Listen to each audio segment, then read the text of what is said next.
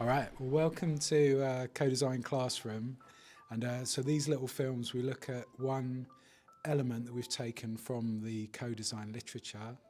And in this instance, we're borrowing a diagram from Kerry Facier and Bryony Enright and their brilliant book, Creating Living Knowledge.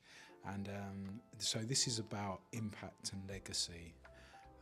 And they've broken it down into different areas. So the first area that they look at is products.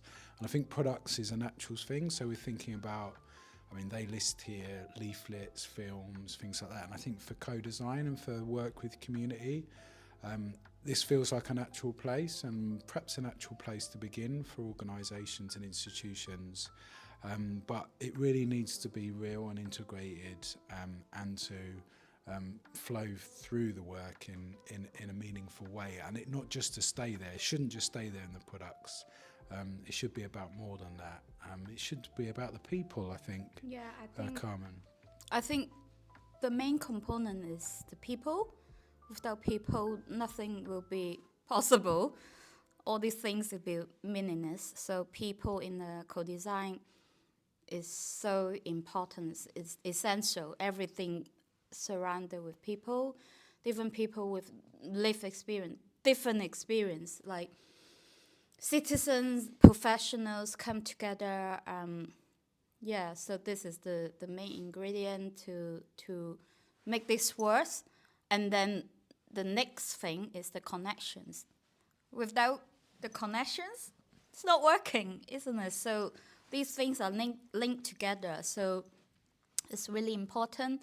So that is the essential concept of relational activism that bring all people together and create this meaningful relationship. And then we learn from each other and then create this space to help support this movement to make change in our work. And I think following on from networks, concepts are really important, aren't they? And there's some concepts that you've helped to coin. Relational activism you mentioned, and also to love is to act as well. And it's like, you know, if you've got those concepts, if they emerge, or that sense around a shared language and a shared way of doing things and a shared vision, if that's not too big a word, for how you're going to proceed in your work and your co-design projects, those should echo and resonate, and try to hold on to those if you have them. To love is to act is so important that I even tattoo on my body, that to remind us everything is centered with love. All problems, I would say, people without love and causing all this chaos in this world. So if this group of people, that our community in relational activism, we hold this into the main concept, how we can bring love into our daily life, in our practice of everything.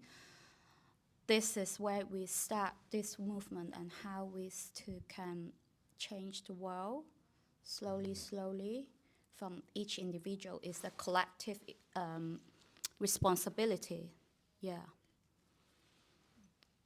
What do you think? I like that. I just actually saw a quote this week, which was about that we can't change the world because there's so many moving parts, but we can be responsible, or we can serve people and serve the ideas that we think are important. And I think that's what you do in the work that you love you're may be a involved with. fancy word. Yeah. So we may say empathy. Start from empathy and bring us back to the original. How does it feel? What people need? It's just simple love and empathy and understanding into this work and into the space of social work or public services. And the final element of legacy here is institutions, and this is really an important one. Something that plays big for us, working in and around social work and human services, and to try to bring some difference, bring a measure of difference to perhaps disrupt as well, bring some hope that might disrupt the institutions that we're working in. Feels important, and that the overall, and we really recommend the book, Creating Living Knowledge. We're indebted to those brilliant writers, and so thinking about legacy, what is the legacy of the projects you're involved with? Do any of those concepts and those broad categories resonate with you? If they do, then be interesting to see your comments in the chat. But for now, thank you very much for fellow activist Carmen for joining today, and see you next time.